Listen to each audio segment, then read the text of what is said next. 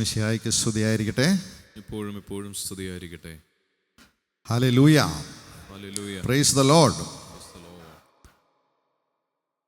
ഇന്ന് നിങ്ങൾക്കെല്ലാം അറിയാവുന്നതുപോലെ തിരുസഭ രണ്ട് പ്രത്യേക വ്യക്തികളുടെ തിരുനാൾ ആഘോഷിക്കുകയാണ് അല്ലേ? നിങ്ങളൊക്കെ പള്ളിയിൽ പോയപ്പം കേട്ട് കാണും അല്ലേ? വിശുദ്ധ അന്നായുടെയും വിശുദ്ധ ജോവാക്കിമിൻ്റെയും ഗ്രാൻഡ് പേരൻസ്, പാപ്പന്മാരുടെയും അമ്മാമ്മമാരുടെയും തിരുനാളായിട്ട് ഇന്ന് ആഘോഷിക്കുകയാണ്.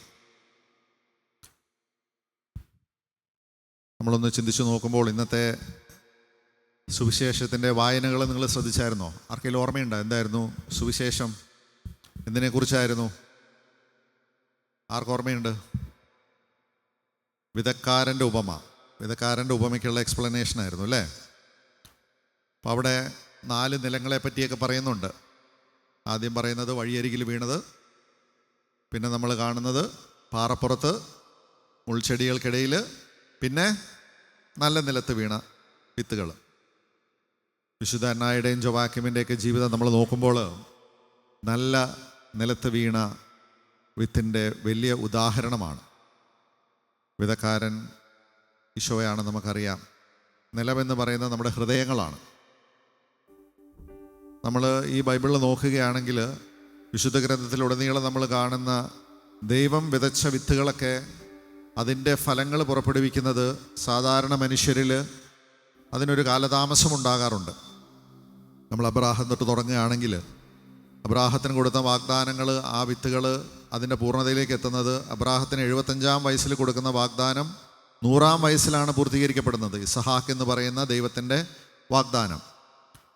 അബ്രാഹത്തിൻ്റെ മകനായ ഇസഹാക്കിൻ്റെ ഭാര്യ റെബേക്ക 40 വർഷം കഴിഞ്ഞിട്ടാണ് യാക്കോബും ഏസാവും ഉണ്ടാകുന്നത്. അവിടെയൊക്കെ ഒരു ഒരുക്കം നമ്മൾ കാണുന്നുണ്ട്. എന്നാൽ പുതിയ നിയമത്തിലേക്ക് വരുമ്പോൾ ഒരു കന്യകയിൽ മാത്രം, അവളിൽ മാത്രം ഒരു കാലതാമസവും കാണുന്നില്ല. അതാരാണത്? പരിശുദ്ധ അമ്മ. പരിശുദ്ധ അമ്മയിൽ ഈ ദൈവത്തിൻ്റെ വചനത്തിന് മാംസം ധരിക്കുവാൻ ഒരു കാലതാമസം ഉണ്ടായില്ല. അവൾ കേട്ടു, അവൾ അതിനോട് പൂർണ്ണമായും തൻ്റെ ജീവിതം സമർപ്പിച്ചുകൊണ്ട് അതിനെ സ്വീകരിച്ചു. Hallelujah, hallelujah.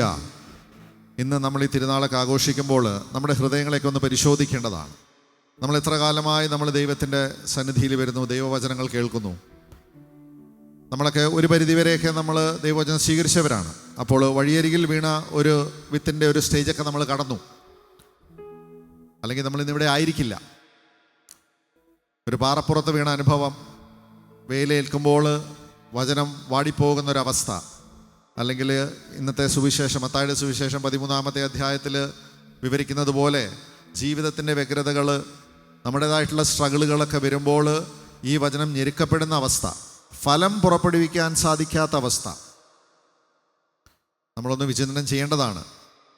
പരിശുദ്ധ കന്യാമറിയത്തിലൊക്കെ അത് ഇത്ര പെട്ടെന്ന് അതിൻ്റെ പൂർണ്ണതയിലേക്ക് അത് ഫലം പുറപ്പെടുവിക്കാൻ സാധിച്ചെങ്കിൽ അവളിൽ ആ ക്രിസ്തു രൂപപ്പെടുവാൻ കാലതാമസം ഉണ്ടായില്ല. നമ്മളിൽ ഈ വചനങ്ങളൊക്കെ വന്ന് വീണിട്ട് നമ്മൾ ഇത്രയും കാലമായിട്ടും ഒന്ന് ചിന്തിച്ചു നോക്കാം, എന്തുകൊണ്ട് എന്നിൽ നിന്ന് ആ ഫലങ്ങൾ പുറത്തേക്ക് വരുന്നില്ല?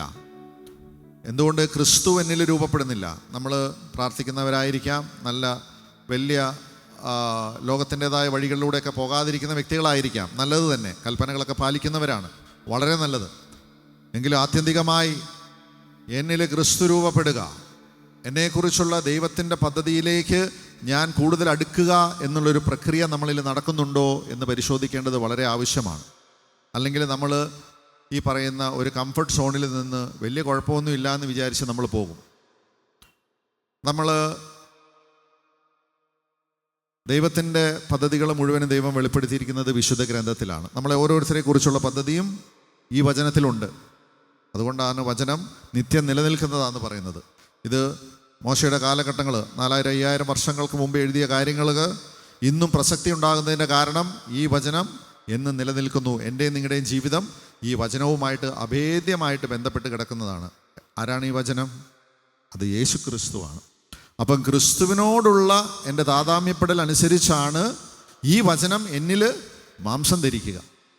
അതുകൊണ്ട് നമ്മുടെ ജീവിതത്തിൻ്റെ പരമമായ ലക്ഷ്യം ഈ ക്രിസ്തുവിനോട് അനുരൂപപ്പെടുക, അവൻ്റെ ആ ഛായയിലേക്ക് നമ്മൾ ഉയർത്തപ്പെടുക എന്നുള്ളതാണ് നമ്മുടെ പരമമായ ലക്ഷ്യം.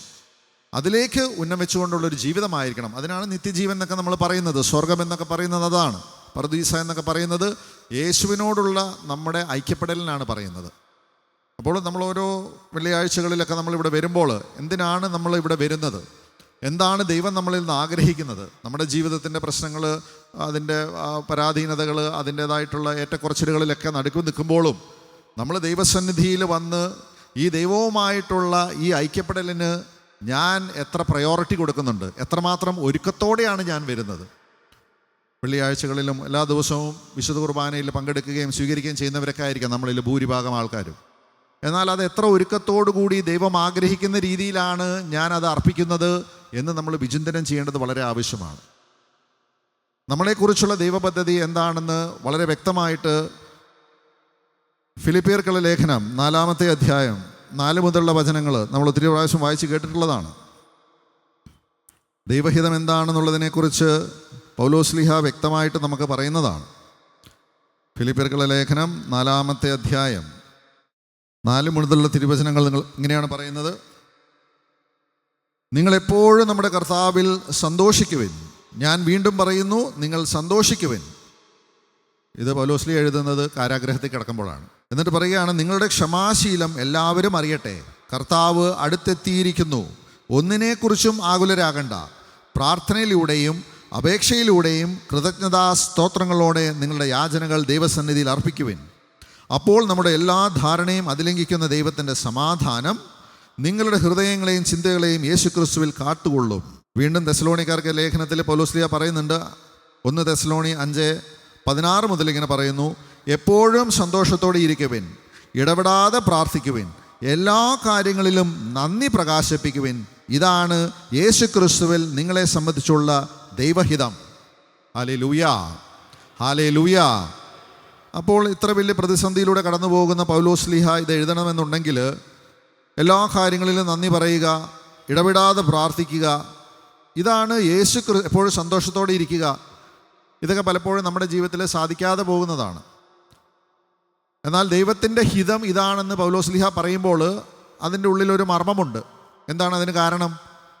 നമ്മുടെ ജീവിതത്തിൽ ഇതുവരെ സംഭവിച്ചതും ഇനി സംഭവിക്കാനിരിക്കുന്നതും ഈ ലോകത്തിൽ സംഭവിക്കുന്ന കാര്യങ്ങളൊക്കെ ആരുടെ അധീനതയിലാണ്? അതൊക്കെ ദൈവത്തിൻ്റെ അധീനതയിലാണ്. നമ്മൾ ലോകചരിത്രം പരിശോധിച്ച് നോക്കുമ്പോൾ എത്രയോ വലിയ സാമ്രാജ്യങ്ങൾ, അല്ലേ? നമ്മൾ ബൈബിളിലൂടെ തന്നെ നോക്കുമ്പോൾ തന്നെ അങ്ങ് പുരാതന കാലങ്ങൾക്ക് മുതലേ വലിയ വലിയ സാമ്രാജ്യം, ബാബിലോൺ സാമ്രാജ്യം, നെബുക്കദ്നെസർ എന്നൊക്കെ പറയുന്നത് ലോകം കണ്ട ഏറ്റവും വലിയ ചക്രവർത്തിയാണ്. ബാബിലോൺ സാമ്രാജ്യത്തിൻ്റെയൊക്കെ മഹത്വം നമ്മൾ പറയുമ്പോൾ ബാബിലോൺ സാമ്രാജ്യം തകർന്നു കഴിഞ്ഞ് 1000 വർഷം കഴിഞ്ഞിട്ടും ബാബിലോണിൻ്റെ അവിടെ കുഴിച്ചെടുക്കുമ്പോൾ സ്വർണം കിട്ടുമായിരുന്നു എന്ന് പറയും. അത്രയും റിച്ചായിട്ടുള്ള ഒരു ഇതായിരുന്നു, കിങ്ഡമായിരുന്നു. അത് തകർന്ന് തരിപ്പണമായി. അത് കഴിഞ്ഞ് അതിനെ കടപിടിക്കുന്ന ഒരാൾ വന്നു, പെർഷ്യൻ രാജ്യങ്ങൾ, മീഡോ പെർഷ്യൻ. അത് കഴിഞ്ഞ് അലക്സാണ്ടർ വന്നു, അലക്സാണ്ടർ ദ ഗ്രേറ്റ്. അദ്ദേഹം ലോകം മുഴുവനും വെട്ടിപ്പിടിച്ച് കീഴടക്കിയെന്നാണ് പറയുന്നത്. അദ്ദേഹവും പോയി. പിന്നീട് റോമാ സാമ്രാജ്യം വന്നു. ലോകത്തെ മുഴുവനും ഉരുക്കുമുഷ്ടി കൊണ്ട് ഭരിച്ചിരുന്ന റോമാ സാമ്രാജ്യം, ആ സാമ്രാജ്യവും തവിട് പൊടിയായിപ്പോയി.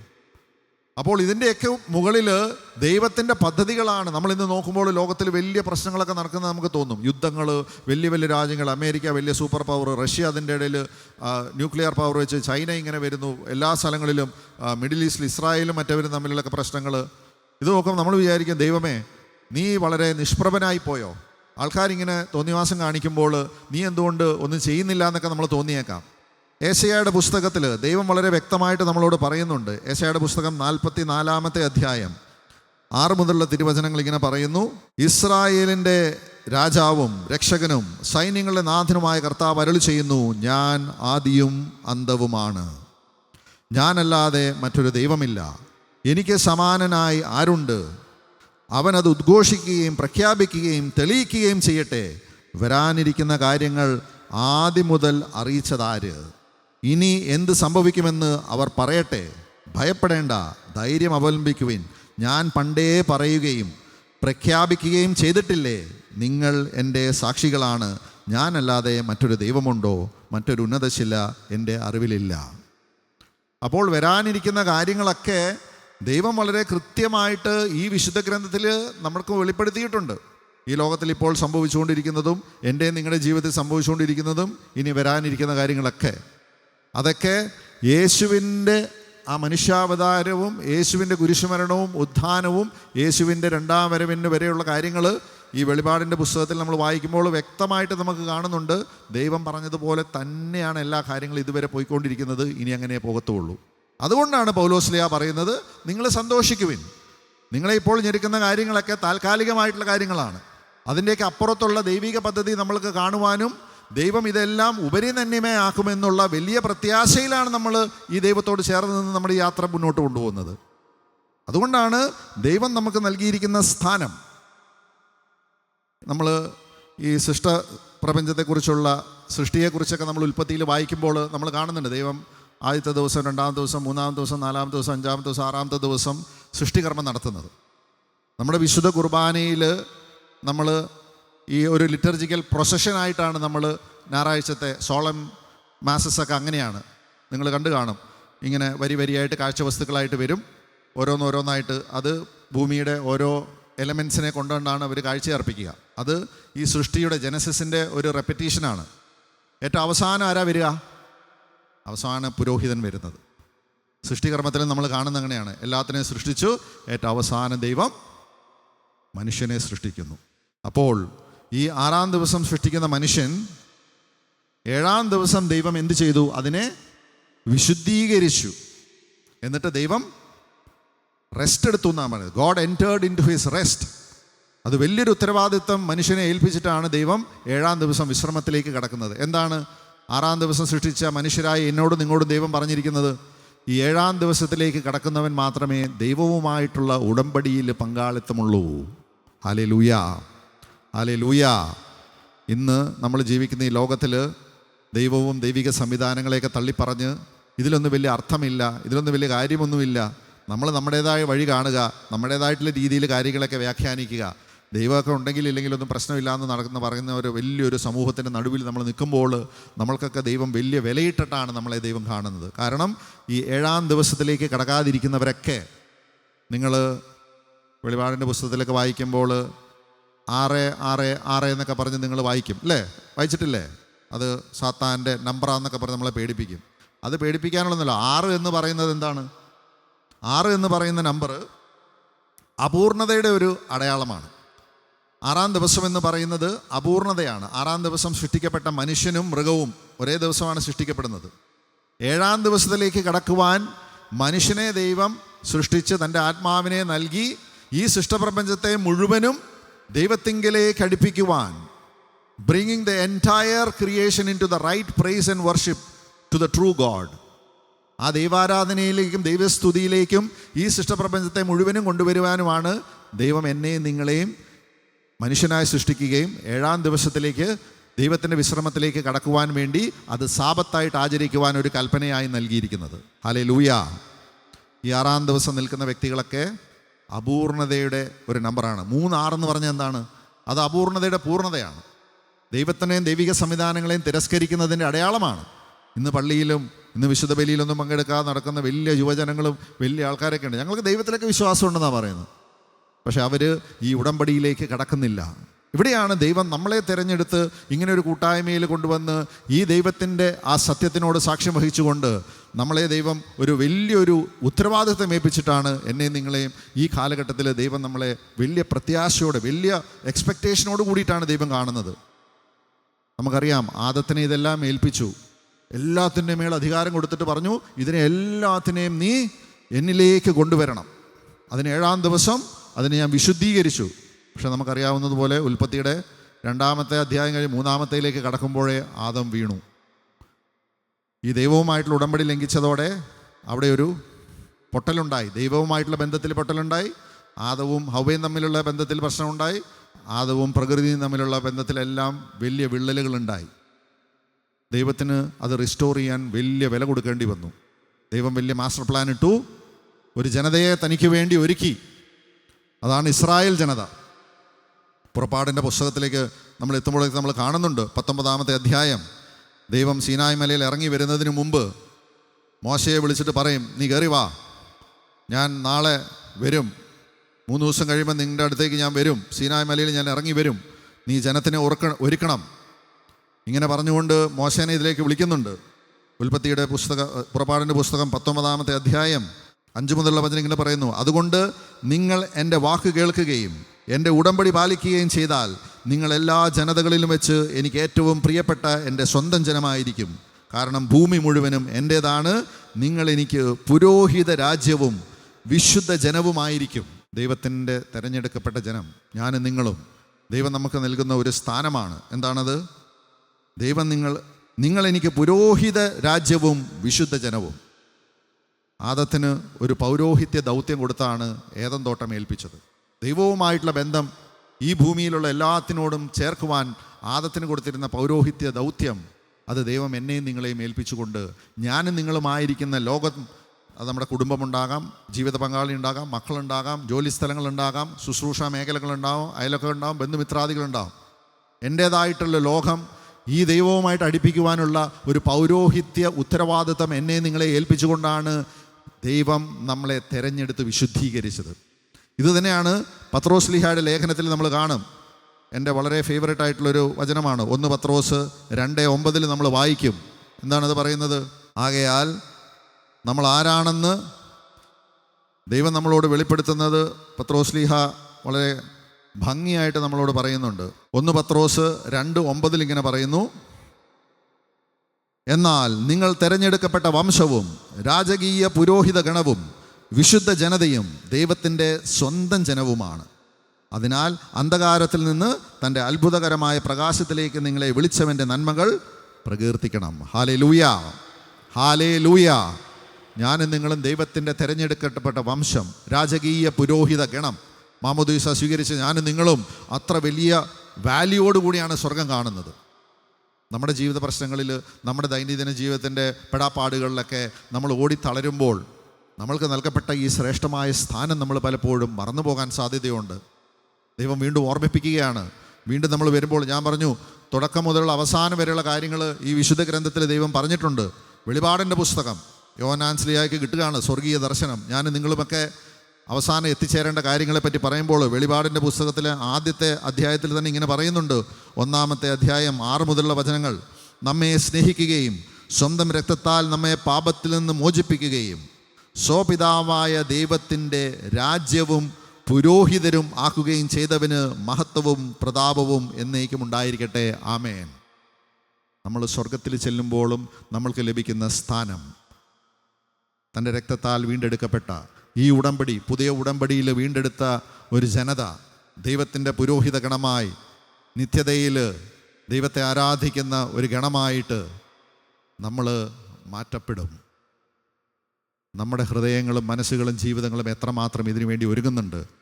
ഓരോ വെള്ളിയാഴ്ചയിലും ഓരോ ആരാധനയിലും ഓരോ സ്തുതിക്കിലും നമ്മൾ ചെല്ലുമ്പോൾ എന്തുകൊണ്ടാണ് പൗലോസ്ലീഹായ്ക്ക് ഇത് പറയുന്നത്? എപ്പോഴും സന്തോഷിക്കാൻ, കാരാഗ്രഹത്തിൽ. കാരണം അവനറിയാം, പൗലോസിനറിയാം പൗലോസ് ആരാണ്, പൗലോസിനെ പറ്റിയിട്ടുള്ള ദൈവത്തിൻ്റെ പദ്ധതി വെളിപ്പെടുത്തിയിരിക്കുന്നത് എന്താണെന്നൊക്കെ വളരെ വ്യക്തമായിട്ട് അറിയാം.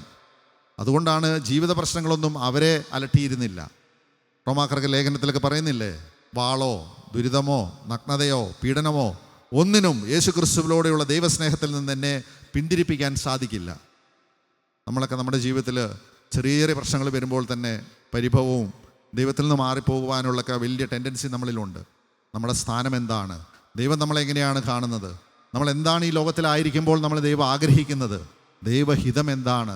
അതിനോട് നമ്മൾ ചേർത്ത് വെക്കുമ്പോഴാണ് നമ്മുടെ ജീവിതത്തിന് അർത്ഥമുണ്ടാകുക. നമ്മൾ ദൈവികമായിട്ടുള്ള ആ പൂർണ്ണതയിലേക്ക് വളരുക.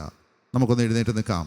ഇന്ന് ഈ സ്തുതി ആരാധനയിലേക്ക് കടക്കുമ്പോൾ പൗലോസ്ലീഹ പറഞ്ഞ ആ വചനങ്ങൾ നമുക്ക് ഓർക്കാം.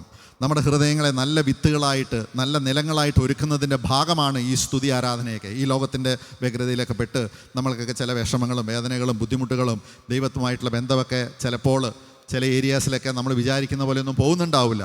ചിലപ്പോൾ അത് മക്കളുടെ പ്രശ്നമായിരിക്കാം, സാമ്പത്തിക പ്രശ്നമായിരിക്കാം, രോഗങ്ങളായിരിക്കാം. പക്ഷേ ഇതിനൊക്കെ അപ്പുറം ദൈവത്തിന് എന്നെക്കുറിച്ചുള്ള ഒരു സ്ഥാനം, ദൈവം എനിക്ക് നൽകിയിരിക്കുന്ന സ്ഥാനം എന്ന് പറയുന്നത് രാജകീയ പുരോഹിത ഗണം, ദൈവത്തിൻ്റെ വിശുദ്ധ ജനം. അതിന് മറുവിലയായി നൽകിയത് തൻ്റെ പ്രിയപുത്രൻ്റെ രക്തമാണ്, ജീവനാണ്. അത്രയും വലിയ വില കൊടുത്ത് വീണ്ടെടുത്ത ഞാൻ ഈ ലോകത്തിലെ ചില പ്രശ്നങ്ങളുടെ നടുവിൽ നിന്നുകൊണ്ട് പരിഭവവും പരാതിയുമായിട്ട് ജീവിതം തള്ളി നീക്കാൻ ദൈവം ആഗ്രഹിക്കുന്നില്ല. അതുകൊണ്ടാണ് പൗലോസ്ലീഹ പറയുന്നത്, എല്ലാ കാര്യങ്ങളിലും നന്ദി പറയുവിൻ, ഇതാണ് നിങ്ങളെക്കുറിച്ചുള്ള ദൈവഹിതം. അതുകൊണ്ട് നന്ദിയുടെ ഒരു ഹൃദയം നമ്മൾ ഡെവലപ്പ് ചെയ്തെടുക്കുക.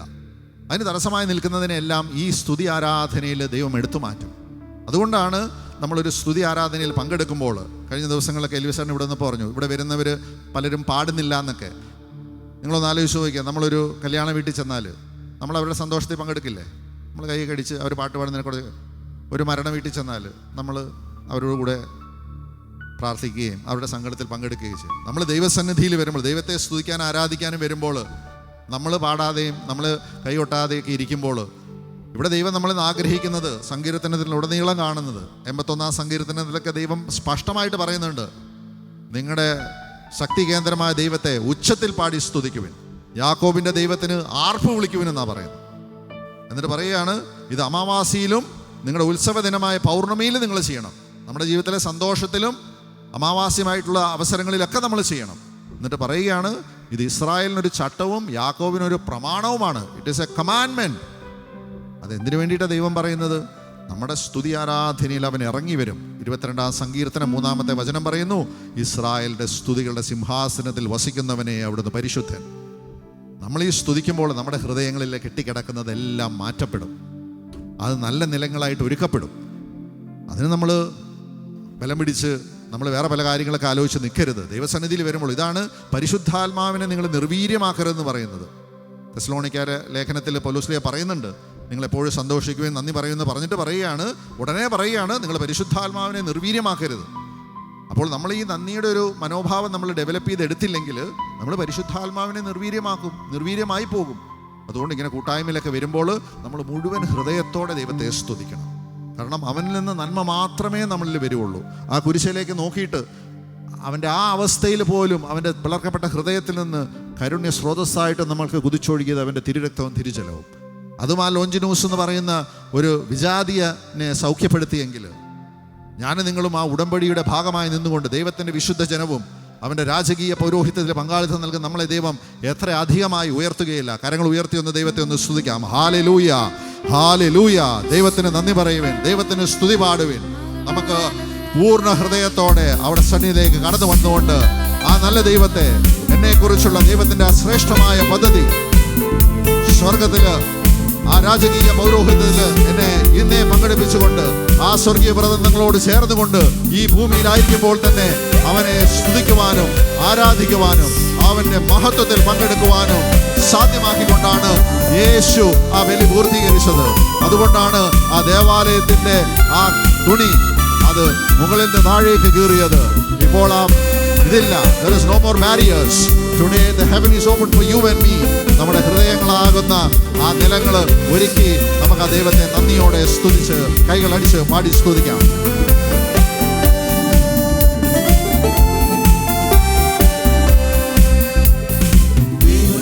സ്തോത്രം പാടിടുവിൻ, അവൻ നല്ലവനല്ലോ, ദയയെന്നുമുള്ളത്. ഏകനായി മഹാത്ഭുതങ്ങൾ ചെയ്തിരുന്നോനേ, മോദമായി വണങ്ങി പാടിടാമല്ലോ. പരിപാവനല്ലോ, സർവശക്തനല്ലയോ, നിത്യസ്നേഹമല്ലയോ, സ്തുതി എന്നും അവന്. താനുന്നതനല്ലോ, കൃപ ചെയ്തിടുമല്ലോ, തൻ സന്നിധിയിലെന്നും പ്രമോദമുണ്ടല്ലോ. താനുന്നതനല്ലോ, കൃപ ചെയ്തിടുമല്ലോ, തൻ സന്നിധിയിലെന്നും പ്രമോദമുണ്ടല്ലോ. ദൈവത്തിനു സ്തോത്രം പാടിടുവിൻ, അവൻ നല്ലവനല്ലോ, ദയയെന്നുമുള്ളത്. ഏകനായി മഹാത്ഭുതങ്ങൾ ചെയ്തിരുന്നോനേ, പരിപാവനല്ലോ, സർവശക്തനല്ലയോ, നിത്യസ്നേഹമല്ലയോ, സ്തുതി എന്നും അവന്. താനുന്നതനല്ലോ, കൃപ ചെയ്തിടുമല്ലോ, തൻ സന്നിധിയിലെന്നും പ്രമോദമുണ്ടല്ലോ. താനുന്നതനല്ലോ, കൃപ ചെയ്തിടുമല്ലോ, തൻ സന്നിധിയിലെന്നും പ്രമോദം. കരങ്ങൾ ഉയർത്തി ഒന്ന് സ്തുതിക്കാം. ഹല്ലേലൂയ. അവന്റെ സന്നിധിയിൽ എന്നും പ്രമോദമാണ്. അവന്റെ കൂടെ വന്നവരാരും ഭഗ്നാശരായിട്ടില്ല. ഏത് കുഷ്ഠരോഗിയും ഏത് കുരുടനും ഏത് തളർവാദിയും മരിച്ചുപോയവർ പോലും അവന്റെ സന്നിധിയിൽ വന്നപ്പോൾ വീണ്ടെടുക്കപ്പെട്ടവരാണ്. അതുകൊണ്ടാണ് കൊളോസ്യോസ്യർക്ക് ലേഖനത്തിൽ പറയുന്നത്, യേശു ക്രിസ്തുവിന്റെ രക്തത്തിലൂടെ സ്വർഗത്തിലും ഭൂമിയിലും പാതാളത്തിലുമുള്ള സകലതും ദൈവം തന്നോട് അനുരഞ്ജിപ്പിച്ചു, സമാധാനം സ്ഥാപിച്ചു. ആ സന്നിധിയിൽ വരുമ്പോൾ നമ്മുടെ ജീവിതത്തിൽ അതെല്ലാം സംഭവിക്കുമെന്ന് പ്രത്യാശിച്ചുകൊണ്ട് ഒന്ന് സ്തുതിച്ച് hallelujah, hallelujah. We praise you, we give you glory. Hallelujah, hallelujah. ഉയരട്ടെ, സ്തുതികൾ ഉയരട്ടെ. പരിശുദ്ധാത്മാവിനെ നിങ്ങൾ നിർവീര്യമാക്കരുത്.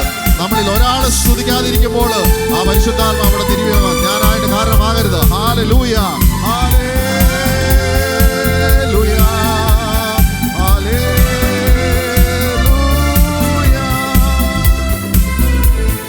കരങ്ങൾ അടിച്ചുകൊണ്ട്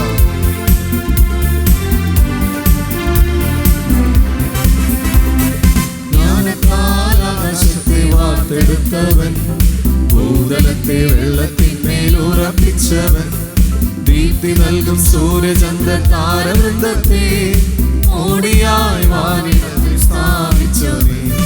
ജ്ഞാനത്താൽ ആകാശത്തെ വാർത്തെടുത്തവൻ, ഭൂതലത്തെ വെള്ളത്തിന്മേൽ ഉറപ്പിച്ചവൻ, ദീപ്തി നൽകും സൂര്യചന്ദ്ര താരവൃന്ദത്തെ ഓടിയായി വാനിടത്തിൽ സ്ഥാപിച്ചവൻ. പരിപാവനല്ലോ, സർവശക്തനല്ലയോ, നിത്യ സ്നേഹമല്ലയോ, സ്തുതി എന്നും അവന്. താനുന്നതനല്ലോ, കൃപ ചെയ്തിടുമല്ലോ, തൻ സന്നിധിയിലെന്നും പ്രമോദമുണ്ടല്ലോ. താനുന്നതനല്ലോ, കൃപ ചെയ്തിടുമല്ലോ, തൻ സന്നിധിയിലെന്നും പ്രമോദമുണ്ടല്ലോ. ദൈവത്തിനു സ്തോത്രം പാടിടുവിൻ, അവൻ നല്ലവനല്ലോ, ദയയെന്നുമുള്ളവൻ. നീനായി മഹാത്ഭുതങ്ങൾ ചെയ്തിടുന്നോനെ മോദമായി വണങ്ങി പാടിടാമല്ലോ. പരിപാവനല്ലോ,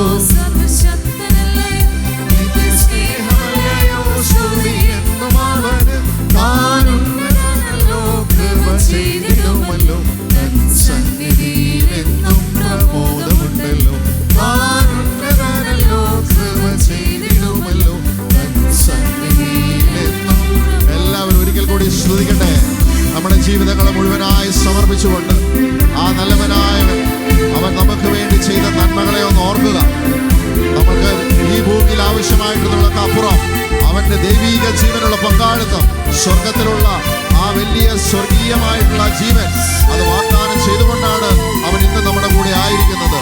അവന്റെ സാന്നിധ്യം നമ്മുടെ സ്തുതികളിലും അത് വന്ന് വഴുന്നത് അതിനു വേണ്ടിയിട്ടാണ്. അവനിലേക്ക് നമ്മളെ ഉയർത്തുവാൻ, നമ്മളെ അധപതിച്ച അവസ്ഥകളിൽ നിന്ന് അവനിലേക്ക് ഉയർത്തുവാൻ ദൈവം തരുന്ന കോണിപ്പടിയാണ് സ്തുതി. അതുകൊണ്ട് അതരങ്ങൾ തുറക്കാതിരിക്കരുത്, ഹൃദയങ്ങൾ ഉണരട്ടെ, അതരങ്ങൾ തുറക്കട്ടെ. Hallelujah, hallelujah. We praise you. നമ്മുടെ ജീവിതത്തിന്റെ താഴ്ചയിലൊക്കെ അവൻ നമ്മളെ കരം പിടിച്ചു. നമ്മുടെ വീഴ്ചയിൽ അവൻ നമ്മളെ തനിയെ വിട്ടിട്ട് പോയില്ല. പോയിരുന്നെങ്കിൽ ഞാനും നിങ്ങളും ഇവിടെ ഉണ്ടാവൂല. അതുകൊണ്ടാണ് അവന്റെ സന്നിധിയിൽ വരുമ്പോൾ നമ്മൾ നന്ദിയുള്ള ഹൃദയം, പൗലോസ്ലീഹ പറയുന്നു, എല്ലാത്തിനും നന്ദി പറയണം.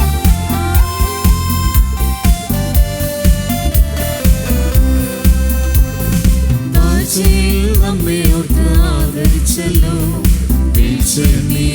കാത്തോമനിച്ചല്ലോ, വൈരിക്കരത്തിൽ നിന്നും വീണ്ടെടുത്തല്ലോ, ധൈര്യമായി നമുക്കും പാടിടാമല്ലോ. താഴ്ചയിൽ നമ്മെ ഓർത്ത് ആദരിച്ചല്ലോ, കാത്തോമനിച്ചല്ലോ, വൈരിക്കരത്തിൽ നിന്നും വീണ്ടെടുത്തല്ലോ, ധൈര്യമായി നമുക്കും പാടിടാമല്ലോ. പരിപാവനല്ലോ, സർവശക്തനല്ലയോ, നിത്യ സ്നേഹമല്ലയോ, സ്തുതി എന്നും അവന്. താനുന്നതനല്ലോ, കൃപ ചെയ്തിടുമല്ലോ, തൻ സന്നിധിയിലെന്നും പ്രമോദമുണ്ടല്ലോ. താനുന്നതനല്ലോ, കൃപ ചെയ്തിടുമല്ലോ, തൻ സന്നിധിയിലെന്നും പ്രമോദം. സ്തുതിക്കട്ടെ, സ്തുതികൾ ഉയരട്ടെ. ദൈവത്തിന്റെ സന്നിധിയിൽ ദൈവത്തിന്റെ വിശുദ്ധ ജനം, ദൈവം തെരഞ്ഞെടുക്ക രാജകീയ പൗരോഹിത്യമുള്ള നമ്മള് ഈ നമ്മുടെ ജീവിതങ്ങൾ മുഴുവനും ചേർത്ത് വെച്ചുകൊണ്ടാണ് സ്തുതിക്കുന്നത്. We are bringing the entire cosmos which is associated with us into the right praise and worship to that one and only God, the true God. അത് സ്വർഗം വലിയ വിലയോടെയാണ് കാണുന്നത്. ഉയരട്ടെ, സ്തുതികൾ ഉയരട്ടെ. Hallelujah. Oh, we praise you, Almighty Father. We praise you, O Jesus, Son of the living God. Oh, we praise you, Holy Spirit. We praise you, one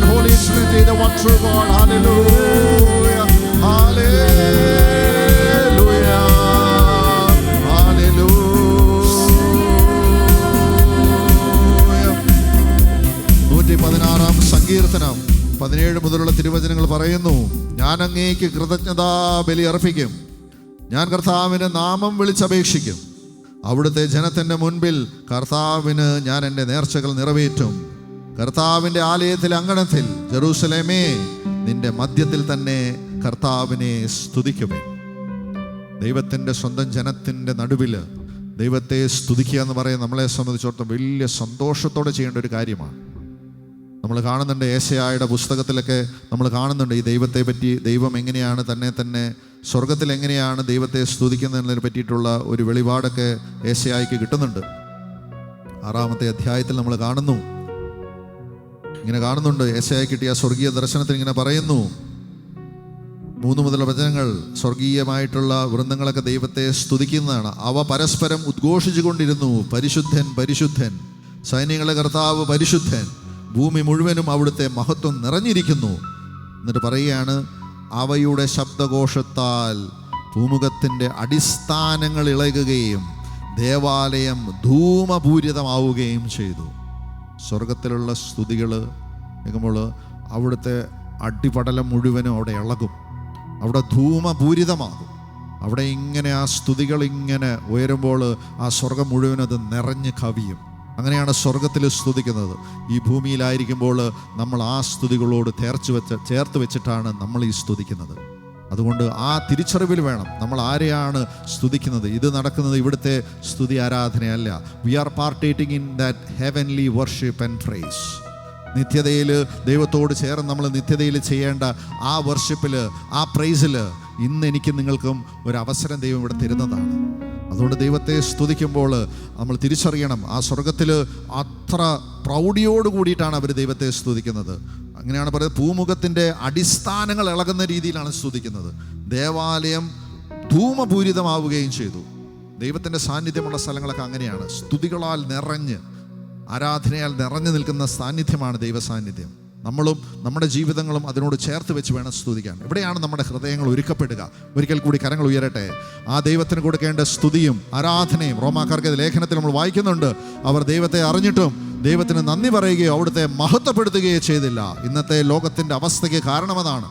ദൈവത്തെക്കുറിച്ച് അറിയാവുന്നതൊക്കെ അറിയാം, പക്ഷേ ദൈവത്തിന് നന്ദി പറയുകയോ അവിടുത്തെ മഹത്വപ്പെടുത്തുകയോ ചെയ്യണം. അവർക്കെല്ലാം വേണ്ടി നമ്മളാണ് അതിന് പരിഹാരം ചെയ്യുന്നത്. നമ്മളാണ് പുതിയ ആദം. നമ്മളിൽ ഓരോരുത്തരിലും ആ വലിയൊരു ഉത്തരവാദിത്വം, രാജകീയ പൗരോഹിത്യം നൽകിക്കൊണ്ട് ദൈവം തരുമ്പോൾ നമ്മൾ നമ്മുടെ കുടുംബത്തിൽ, നമ്മുടെ ബന്ധുമിത്രാദികൾ, നമ്മുടെ കൂട്ടായ്മയിൽ മാറിപ്പോയവർ എല്ലാവരെയും നമ്മൾ ഉൾക്കൊണ്ടുകൊണ്ട് ആ ദൈവത്തിനെ നമുക്കൊന്ന് സ്തുതിക്കാം. Hallelujah, hallelujah, hallelujah, hallelujah. പാടിടാം, സ്തുതി പാടിടാം. ആ നല്ല ദൈവത്തിന് എല്ലാ സൃഷ്ടവാനം മേഘങ്ങളോട് ചേർന്നുകൊണ്ട് നമുക്ക് പാടാം, നമുക്ക് അവനെ സ്തുതിക്കാം. ധൂമപൂരിതമാകട്ടെ, ഭൂമുഖത്തിന്റെ അടിസ്ഥാനങ്ങൾ ഇളകത്തക്ക രീതിയിൽ ദൈവത്തിന്റെ സ്വന്തം ജനം, രാജകീയ പുരോഹിത ഗണം ദൈവത്തെ സ്തുതിക്കുമ്പോൾ സ്വർഗം ഇറങ്ങി വരും. ആ ദൈവ സാന്നിധ്യം നമ്മളെ വീണ്ടെടുക്കും. പിന്നെ നമ്മളൊന്നും ചോദിക്കേണ്ട ആവശ്യമില്ല. ആ ദൈവത്തിന്റെ സാന്നിധ്യം നമ്മളിൽ വന്ന് നിറയും. കൈകൾ അടിച്ചുകൊണ്ട് നമുക്ക് പാടാം.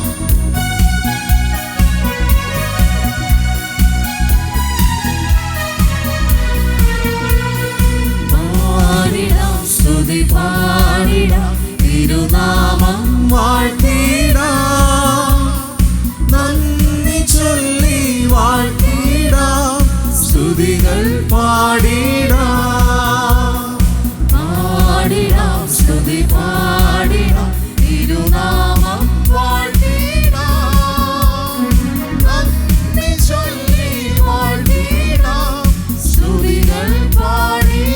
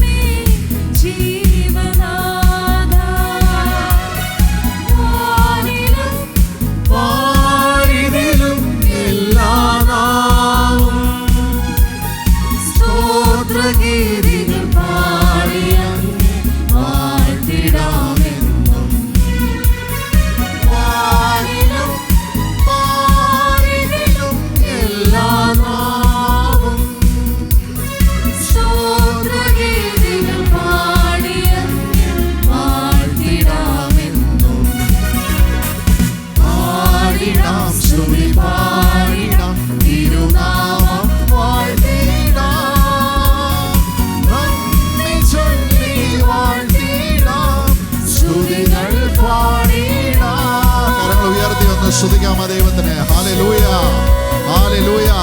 വാനിലും വാരിടത്തിലും അവന്റെ സ്തുതികള് അത് നിത്യതയോട് ചേർത്ത് വെച്ചുള്ള സ്തുതിയാണ്. Hallelujah. We praise you. Hallelujah. ഉയരട്ടെ ഉയരട്ടെ ഉയരട്ടെ. ഹല്ലേലൂയ ഹല്ലേലൂയ ഹല്ലേലൂയ ഹല്ലേലൂയ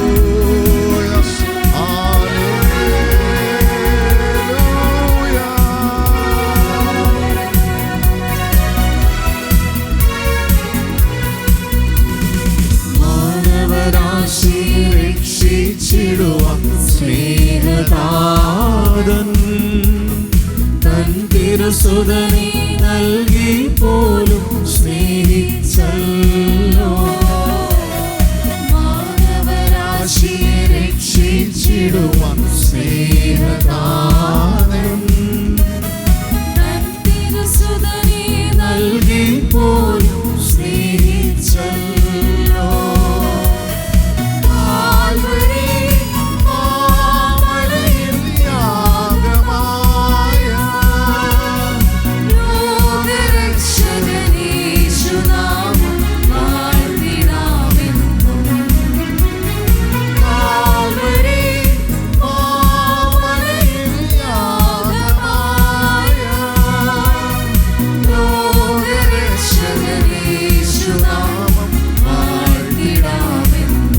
എല്ലാവരും ചേർന്ന് പാടാം.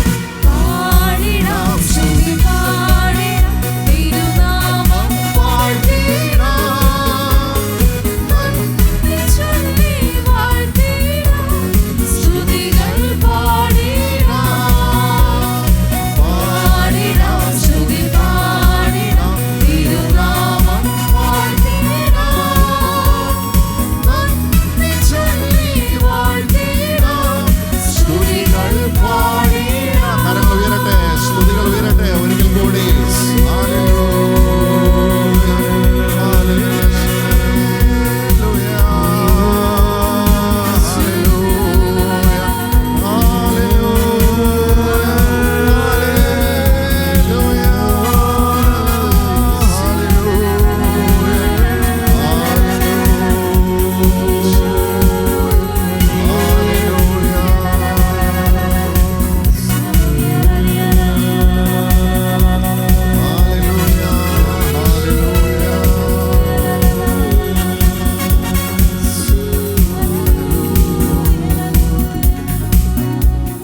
വീണ്ടും വെളിപാടിൻ്റെ പുസ്തകത്തിൽ നമ്മൾ കാണുന്നുണ്ട് ഉദ്ധിതനായ ക്രിസ്തു യേശുവിൻ്റെ ഉത്ഥാനം അത് ലോകത്തിൻ്റെ മേലുള്ള ദൈവത്തിൻ്റെ ഫൈനലായിട്ടുള്ള വെർഡിക്റ്റാണ്.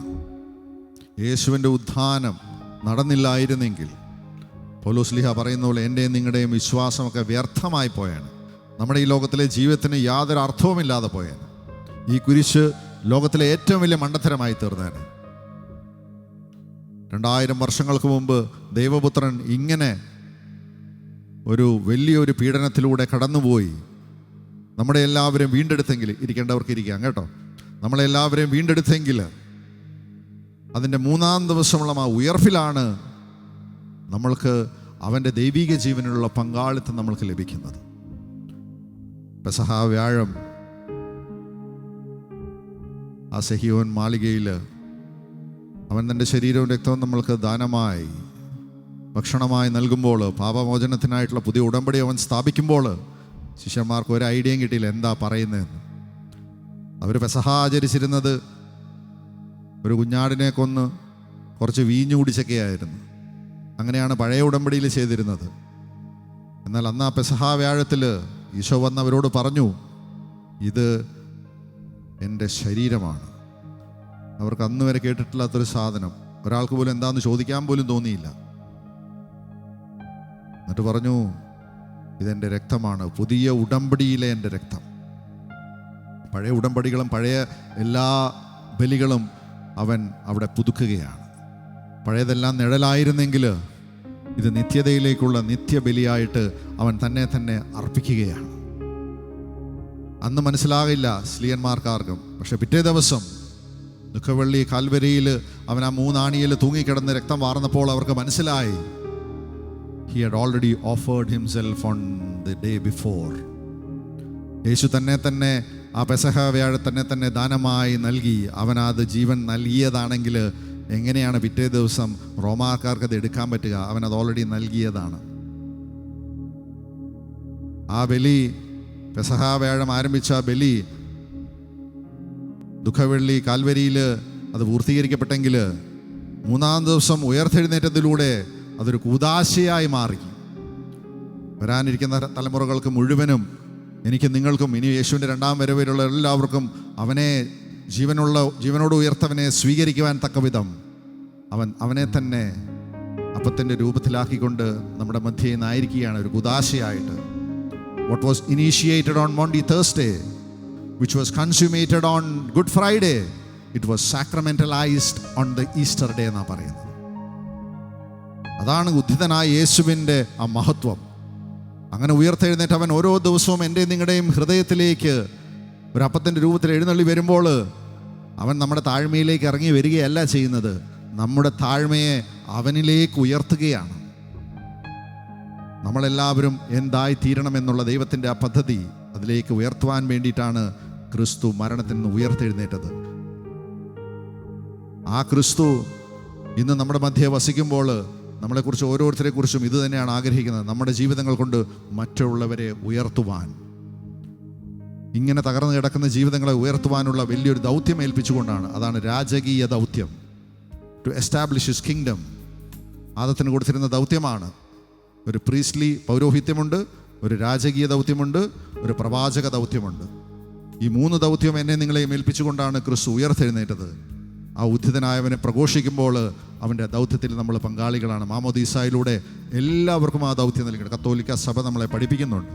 മാമോദീസ സ്വീകരിച്ച എല്ലാ ക്രിസ്ത്യാനിയും ഈ ദൗത്യത്തിൽ ഏർപ്പെടേണ്ടതാണ്. ഒരൊഴിവ് കഴിവുമില്ല.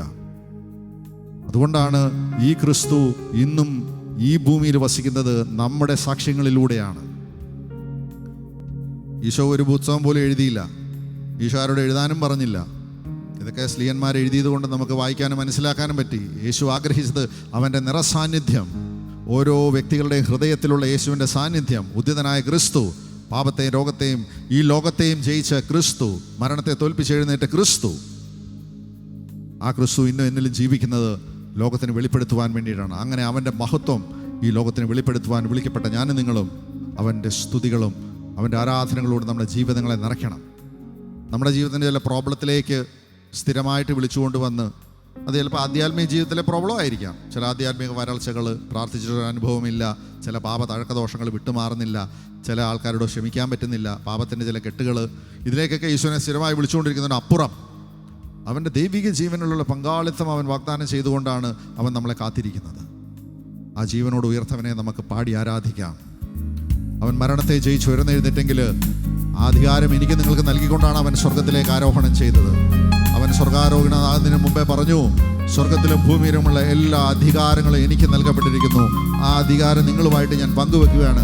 നിങ്ങൾ പോവുക, എല്ലാ സൃഷ്ടികളോടും ഇത് പ്രഘോഷിക്കുക, പിതാവിൻ്റെയും പുത്രൻ്റെയും പരിശുദ്ധാത്മാവിൻ്റെ നാമത്തിൽ എല്ലാവരെയും ജ്ഞാനസ്നാനപ്പെടുത്തുക എന്ന് പറഞ്ഞ് ഈശോ ദൗത്യം തൻ്റെ ശിഷ്യന്മാരെ ഏൽപ്പിക്കുമ്പോൾ, സഭയെ ഏൽപ്പിക്കുമ്പോൾ, ആ സഭയിലെ അംഗങ്ങളായി എനിക്ക് നിങ്ങൾക്കും ഒരു രാജകീയ പൗരോഹിത്യ ഒരു ഉത്തരവാദിത്വമുണ്ട്. അത് ചില അച്ഛന്മാർക്കോ ചില വചനപ്രഘോഷകർക്കോ ചില ലീഡേഴ്സിനോ ഉള്ളതല്ല. നമ്മൾ ഓരോ അൽമായനും സഭയാകുന്ന ക്രിസ്തുവിൻ്റെ മൗതിക ശരീരത്തിൽ ഓരോ വ്യക്തിക്കും ആ ഉത്തരവാദിത്വവും ആ കടമയും ആ ദൗത്യവും ഏൽപ്പിച്ചുകൊണ്ടാണ് അവൻ ഉയർത്തെഴുന്നേറ്റത്. നമുക്ക് പാടാം, ജീവനോട് ഉയർത്തവനെ നിന്നെ ഞങ്ങൾ വാഴ്ത്തി പുകഴ്ത്തുന്നു. ജീവനോട് ഉയർത്തവനെ അങ്ങേ വാഴ്ത്തി സ്തുതിച്ചിടുന്നു.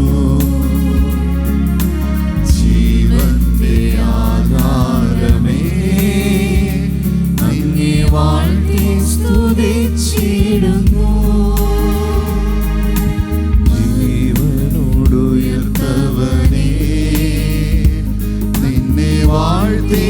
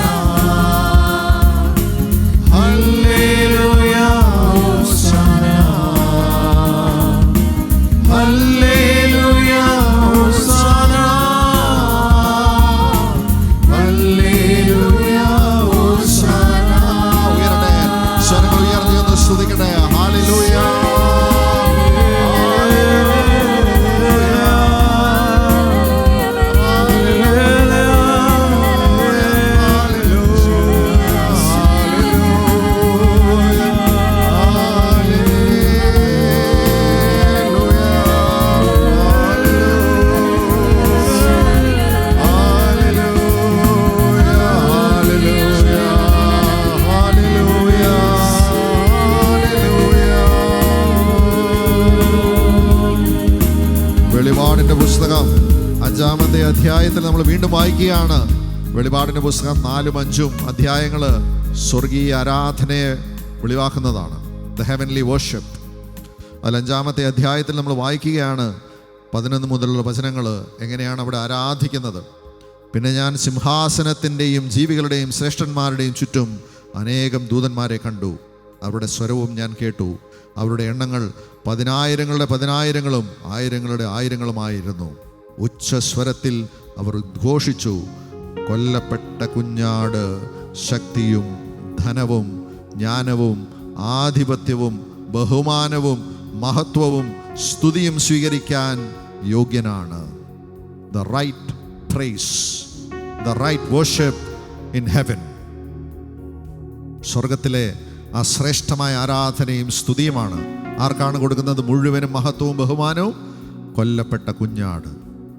യോഹന്നാൻ ശ്ലീഹായ്ക്ക് സ്വർഗത്തിൻ്റെ ദർശനമുണ്ടാകുമ്പോൾ എന്തിനാണ് ഒരു കൊല്ലപ്പെട്ട കുഞ്ഞാട് അവിടെ ഉണ്ടാകുന്നത്? അത് യേശുവിൻ്റെ ആ ബലിയുടെ ആ സമഗ്രതയെ കാണിക്കുന്നതാണ്. സ്വർഗത്തിലും ഭൂമിയിലും പാതാളത്തിലുമുള്ള എല്ലാവരും ആ നാമത്തിൻ്റെ മുമ്പിൽ മുട്ടുമടക്കണമെന്നുള്ള ദൈവത്തിൻ്റെ ആ വലിയ പദ്ധതി. മാനവകുലത്തെ മുഴുവനും വീണ്ടെടുക്കുന്നതിനോടൊപ്പം തന്നെ സ്വർഗത്തെയും പാതാളത്തെയും അവൻ യേശുവിലൂടെ തന്നോട് അനുരഞ്ജിപ്പിച്ചു. അതാണ് യേശുവിൻ്റെ ബലിയുടെ യോഗ്യത. നമ്മൾ സ്വർഗത്തിൽ ചെല്ലുമ്പോൾ മാത്രമേ അതിൻ്റെ മഹത്വം നമ്മൾ കാണുകയുള്ളൂ. ഓരോ വിശുദ്ധ കുർബാനയിലും അതാണ് നമ്മൾ പങ്കാളിത്തം നമ്മൾ ചെയ്യുന്നത്, നമ്മൾ പങ്കാളികളാകുന്നത്. നമ്മുടെ വിശ്വാസത്തിൻ്റെ കണ്ണുകൾ കൊണ്ട് നമ്മൾക്ക് കാണാൻ സാധിക്കാത്തത് കൊണ്ട് നമ്മൾ വിശുദ്ധ കുർബാന ഒരു ചടങ്ങായിട്ട് നമ്മൾ നടത്തുന്നു. എന്നാൽ വിശ്വാസത്തിൻ്റെ കണ്ണുകളോടുകൂടി കാണുന്ന വ്യക്തിക്ക് മനസ്സിലാകും, ബൈബിള് വിശുദ്ധ ഗ്രന്ഥമൊക്കെ വായിക്കുമ്പോൾ നമുക്ക് മനസ്സിലാകും, അത് സ്വർഗീയ ആരാധനയിലുള്ളൊരു പങ്കാളിത്തം ഇവിടെ ദൈവം നമുക്ക് നൽകുന്നതാണ്.